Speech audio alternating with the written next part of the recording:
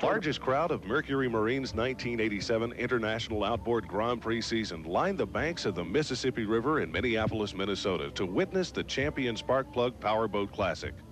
The Aquatennial Committee hosted the event, which was round 4 of the IOGP season.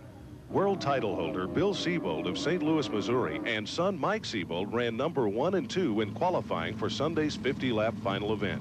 The Seabolds posted blistering qualifying runs of 110.6 and 110.4 miles per hour. As 19 champ boats took the flag and raced to the first pin, Bill Seabold jumped to an early lead, racing with son Mike down the front straightaway on lap number 1. Chris Bush, a native of St. Paul, Minnesota, and sentimental favorite of the thousands of Twin Cities fans, took off after the Bud Light duo and finally passed Mike on lap 9. The younger Seabold fell off the pace with a series of problems which plagued him all afternoon. Bush chased Bill Seabold for 41 laps, but the holder of the 60 world records was able to fend off the 28-year-old Bush and win his first IOGP race, and do it convincingly, lapping most of the traffic en route to victory. I tell you, I think maybe our luck's turning around after last week in Italy and today. I mean, the motor ran beautiful, and crew did a super job. We were a little uptight about the propeller choice without any testing, but we took a guess and we went for the punch, and I think it paid off. Jim McKay of Modesto, California, driving for Bob's Marine and Arcadian Motor Carriers, was the surprise of the weekend, finishing 3rd in the champ race after placing 2nd in the SST 140 event. Bush's 2nd place finish was enough to give him the championship points lead, taking it from series leader Steve D'Souza, who dropped out early in the day. In an earlier race, Rusty Campbell posted his 3rd Mod VP victory of the season for the Castleberry Foods team. Campbell led from the start, with 2nd place finisher Charles Anderson of Elizabethtown, Kentucky, trying to play catch-up. Anderson, always a strong contender, gave Campbell a few anxious moments.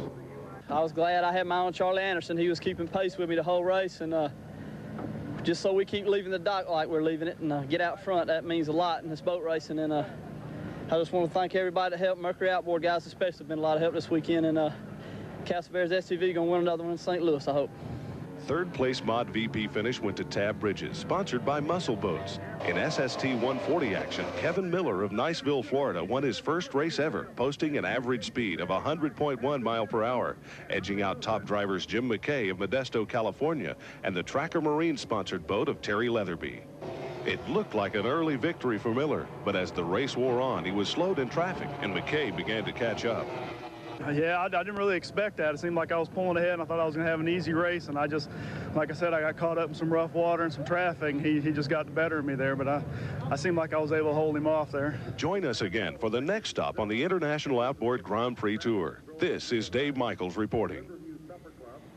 A couple traditions that Seattle race fans know all about include partying on the log boom on the back straightaway here on Lake Washington, over 1,000 boats, and collecting race buttons here in Seattle.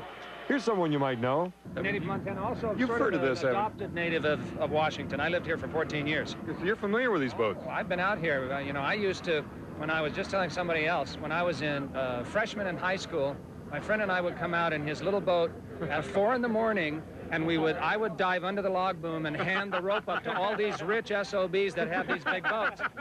And not one of them invited us aboard. That's right, they don't do that. Right, so I bought them all now. Okay, any advice for Mr. Krupfeld? Well, I don't know about this, but when for 2 years I raced Jeeps, and they just said keep the rubber side down, the shiny side up. Is there an allegorical connection to this race or not? I keep the white side down. There you go. Okay, thanks. I saw him today. He looked great. One tradition I forgot, the milk carton race. Over 2,100 milk cartons in this, the Continental Airlines entry. Not bad, huh?